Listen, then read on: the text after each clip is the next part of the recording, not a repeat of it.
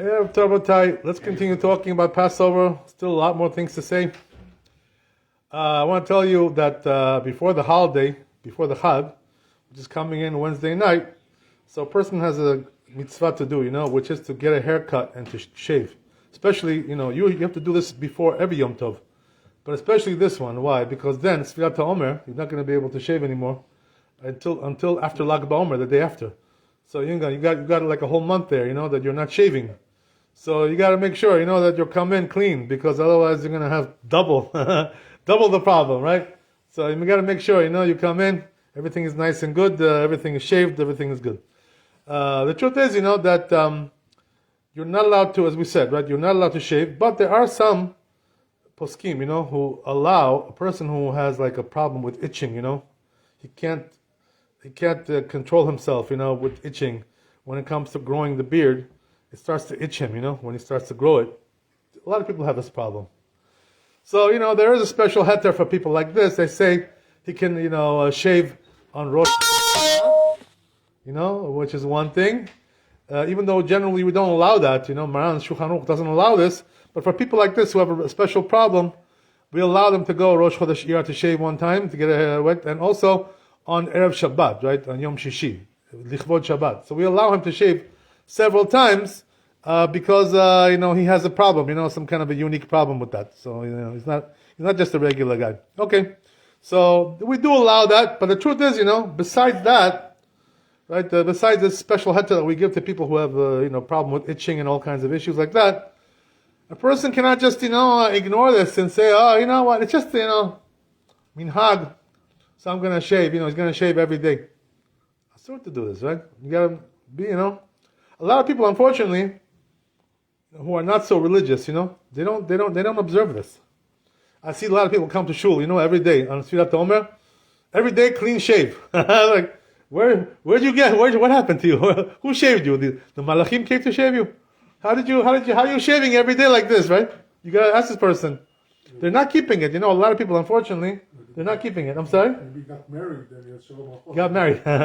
Right, but we don't get married on Sfirat Omer, right? You know that, right? So we can't use that excuse. There's no excuse. Rabbi, So, yeah. This is Yomim Tovim. Why we have to shave? The whole month is Yomim Tovim. The whole month is the month is celebrating, but why we have to shave? What, before the holiday? No, Or after the holiday. after the holiday? No, after the holiday we don't shave. But that's the whole thing. The question he's asking, it's a holiday time. People are, enjoying themselves. Why we have to go like you with a beard? So what you're asking? Why don't we shave? Yes. What's the reason? Yes. You know what the reason is, right? I don't have to tell you, but I'll tell you anyway, right? Because of the Talmidim of Rabbi Akiva, that they died 24,000, during this time, from Passover until Chag Shavuot, they were dying. There's different opinions over there, right? So because of that, because of this thing, that they 24,000 Talmidim died. But the Chodesh, Yeah. Rabbi, the Chodesh celebration, Chodesh. Yeah, that's a good question. It's a good question. Chodesh happiness. You're right, it's a happiness, but it's mixed in also some avelut over here, because of this problem that we have. So we have two different things going on. On the one hand, right, we have the celebration. On the other hand, we have also avelut, because one doesn't really contradict the other. And I'll tell you why that is, because it's not like you're doing something, you're not doing nothing, just leaving it, so you're not really doing anything, actively, avelut. Just leaving it, leaving it alone. But, so you're not doing nothing, so it's not really active avelut, it's not like you're sitting on the floor, right? Right, something like that, right? Or you're going on mechila, yeah. There is another explanation of those 24,000 people passed away. Like you said, Rabbi Akiva was helping Bar Kokhba. Most likely, he, was fighting, or all those students went fighting for him. No, there is. Let's go on. No, let's go on. Yeah. We have 6 minutes. Let's move on. So as we said, right, that the avelut, because of the avelut of the Talmidim Rabbi Akiva, we could discuss that some other time. Your theories about this, I'm talking about what it says in Talmud. I'm not talking about some theory, from outer space. Came down from outer space. That's not what we're talking about. They passed the but not expecting each other. And I'm sorry? Supposed to stay in mourning for this? Well, what can I tell you? It seems like you don't like it. I mean, what can I do? I can see the anger on your face. It's, but see, not only you're angry, but you're also bothering me now. I'm giving a shiur, and you're interrupting me. So please, if you don't mind, derech eretz, derech eretz. Why are you interrupting me? Why are you interfering? It's not proper manners. Not proper. You are already starting the disrespect before the holiday. You should wait till the holiday at least. Then you can do the disrespect, and it fits the time. Now you're starting before. Okay. So anyway, as we said, a person has to take this seriously, about this thing. It's not a joke. I mean, yeah, it's okay. I shave. What kind of thing is this? A person has to be serious about his avodah. How he serves Hashem. It's a very important thing, to observe this time. That's why a person has to make sure, right? He comes into the holiday clean shaven, right, with a haircut and everything. Otherwise, how's he going to keep it, right? He's going to have a very difficult time on that. Okay, so that we understand, right? That we got. So you come into the holiday, right? Also, another thing we don't want, to come into the holiday with, laundry problems. You know what I mean? You didn't do your laundry. So now what do you want to do? Do your laundry on Chol HaMoed. Right? So we don't want that, right? You're not allowed to do laundry on Chol HaMoed. What you are allowed to do is to wash things which get dirty and soiled every day. Underwear, right? Socks, towels, these kinds of things you're allowed to wash them. But in general, things, clothing in general, we're not allowed to, right? So, don't go to dry cleaner, on the holiday and, bring in your, dry cleaning. It's not the time for that. I mean, they're not allowed to do laundry. You guys lost here. The kids getting dirty because 3 days, 4 days in a row. The kids, I think you told me I cannot do it for the kids. Am I right? He looks so clean. I don't know. I don't know why you say this. Lashon hara. 3 days after the holiday. I'm joking with you. I'm joking. For the kids. Yeah, of course you can do. Yeah, kids also, they get dirty every day, especially the small kids, I'm giving it to the boys. The ones who play in the dirt, You can also wash it in your house. No, it Doesn't make any difference, right? Yeah. So you can, whatever you want to do, it's up to you. But also you can do it in your house, if you want to do. For the kids, it's no problem. The ones who get dirty all the time, they allowed that. So it's the same thing, Whether we're talking about the socks, the underwear, right, all these things, right, they get dirty every day. So you're allowed to towels, as we said, the kids' clothing, all these things. Yes, you're allowed to wash them. Just put them in the washer, press the button, and that's it. Come on, right? That's it. That's all you need to do. You don't have to go to the Chinese laundry, right? Or the Korean laundry, whatever it is. Okay, that's okay. That's good. All right. So anyway, right, as we said, so we want to make sure, right, you come into the holiday ready, You're shaved, you get a haircut, the laundry was done, your clothing is ready to go. That's how we want you to come into the holiday. So what about the nails, right? So the truth is, that the rabbis never decreed not to cut your nails, on Chol HaMoed. They didn't make this decree. So if a person needs to cut his nails on Chol HaMoed, he's allowed to. You know what I mean? I heard, one person told me, he says, we Bukharians, we don't do it. We don't cut the nails. You ever hear this before? We don't cut the nails on Chol HaMoed. From, custom from Bukhara. Something like this, right? But the truth is, I have to tell you, even if there is a custom like this from Bukhara, this is Ashkenazi custom, basically. You know what I mean? That's what it is. Ashkenazim. So they got it from the Ashkenazim, Chabad, this, that, right? You know how it is, right? It transfers over, right? From one to the other. There were some Chabad rabbis came in, right there. They changed minhagim. They changed all kinds of things. So nowadays, we don't really have to keep that anymore, because we came to America now, so we can go back to the original customs, you know what I mean? We don't have to do now customs of Chabad over here. That's the thing, So we can go back to just being Sephardi, like everybody else. So that, therefore, right, the person is allowed to cut his nails on Chol HaMoed. Of course, in Yom Tov, it's not allowed to cut your nails, right? It's just like Shabbat. Right? But on Chol HaMoed, you are allowed to cut your nails. So what does that mean? Let's say, Erev Shabbat, right? You always cut your nails, right? Erev Shabbat. So here also on Chol HaMoed, Erev Shabbat, you can also cut your nails. Same thing, right? This year it's not going to be like that because it's going to be Yom Tov, right? It's going to be Yom Tov, yeah. But in general, right, that's the rule, At Chol HaMoed, you're allowed to cut your nails.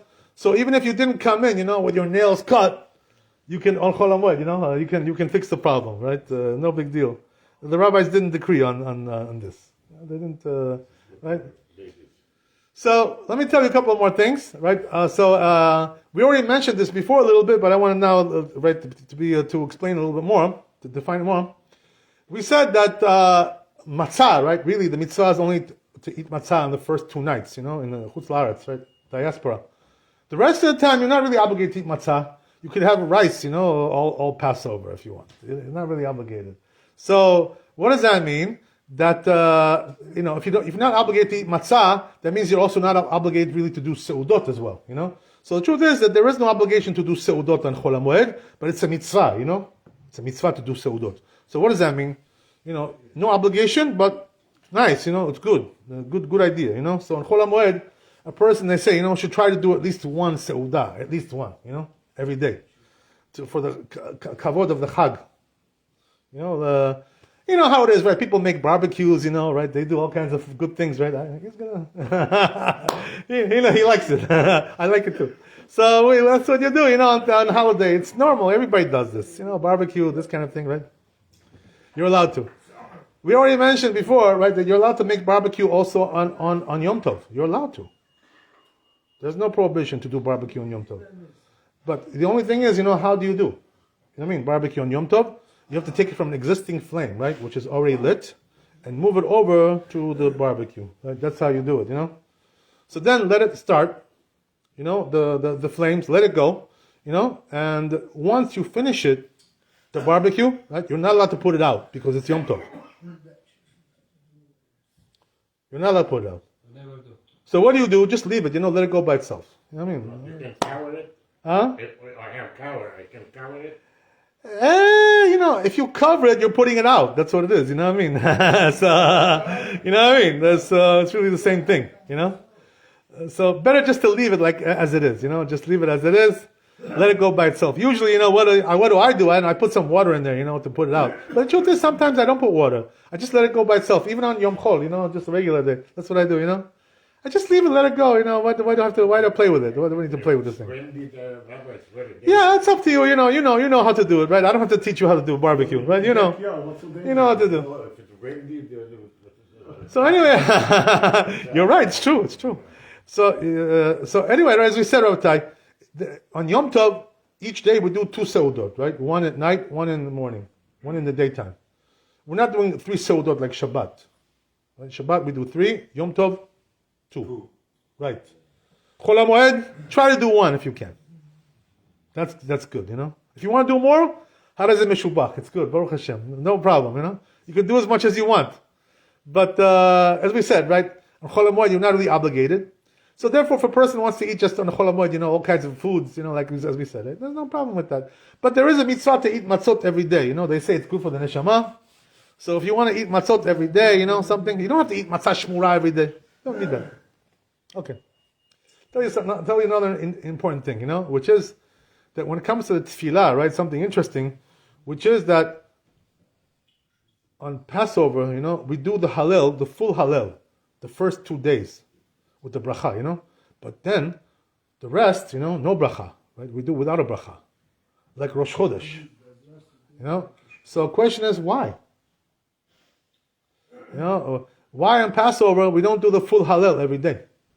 Even on Hanukkah we do it, right? Full Hallel every day. But Passover, no. So what's the purpose of that? There's a reason for everything, So what's the reason? It says Zohar Kadosh, the reason is because even though the Jewish people, we had Geulah, right? On Passover, the first night, we were released from Mitzrayim. Yes, it's true. But the Geulah was not really complete. You know what I mean? At that point. So what was missing, We were free, right? We're free man, right? Am Chofshi, right? Be'artzenu. Yeah, we were free, it's true, but something was missing. What was missing? There you go, right? So the Torah is missing, So until you receive the Torah, the purpose, of the redemption has not really been fulfilled. You know what I mean? So that's why we say, the Rambam says like this, right? The Rambam says that really, Passover to Shavuot, it's like one big holiday. All those 49 days. It's one big chag. So why is that? Because until you receive the Torah, the purpose of the Chag has not really been fulfilled. You know what I mean? That's the whole thing. And that's why we do the Sfirat Omer, right? To count the Omer. We count every day, right? Why? Because we're counting down to to receiving the right Kabbalat Torah, to receive the Torah. We're counting every day because we have to get ready for this, We have to be ready to elevate our neshama, to elevate our spiritual status. So what does that mean? A person, has to elevate himself on these days. Says the Gaon Mevilna, if a person didn't elevate himself, right, on these days, Sfirat Omer, and he came out the same way that he came in, Same thing, right? He didn't really do nothing, didn't accomplish anything, You should have raised yourself, your spiritual level higher. Otherwise, what's the point of it? You know what I mean? That's what he says, So you got to come out, on a higher level than you went in. And that's why you're ready to receive the Torah, because you elevated yourself, right? You prepared yourself to receive the Torah. And counting the Omer is a part of that, right? Every day, counting one more day until we receive the Torah. So since it's one big holiday, so it says the Zohar Kadosh, this is the reason why we don't say the full Hallel, on Passover. Why? Because the Geulah is not really complete yet until we receive the Torah. That's when it becomes complete. That's the right. That's the whole idea. So therefore, Rabbatai, this is a very important time. The Sfirat Omer. And the truth is, that there are some Achronim that speak about this. The Aruch HaShulchan mentions this. He says, right, that the Sfirat Omer, those are days of din. As we already said, right, that Chodesh Nisan is Rachamim. Right, we said yesterday, right. But Sfirat Omer has an element of din there. Judgments. As we said, right, it's a mixture, On the one hand, Nisan is Rachamim, right? But Sfirat Omer, especially after Nisan finishes, right, it goes on. So there's dinim. So what does that mean? He says over there, the Aruch HaShulchan, that most of the problems, he says, we had in Europe, the gezerot, all kinds of shmadim. He says it was when we're there in Sfirat Omer time. Because those are time of din. That's what he said, So you see from there, that a person, has to be careful not to be caught with the din. How do you be careful? Don't shave. Keep the minhagim of Sfirat Omer, Do the abelut, like it says in the right? Don't do things which are against the halakha, when it comes to the abelut. Because if you do, what's going to be is, you're going to invite the din to come on you, lo aleinu. Right? You got to watch out for that, So if a person is, coming and shaving every day, he's making problems for himself, by doing this. It's no good, you gotta make sure you keep this, If you didn't do it in the past, now it's time to do teshuvah, right? Chatati, aviti, pasharti. We don't do vidui on Chodesh Nisan. ברוך ה' לעולם, אמן ואמן. רבי חנין שאומר, עשה הקדוש ברוך הוא לעשות ישראל, לפיכך ירבה להם תורה ומצוות, שנאמר אדוני חפץ, למען צדקו יגדיל תורה וידיר.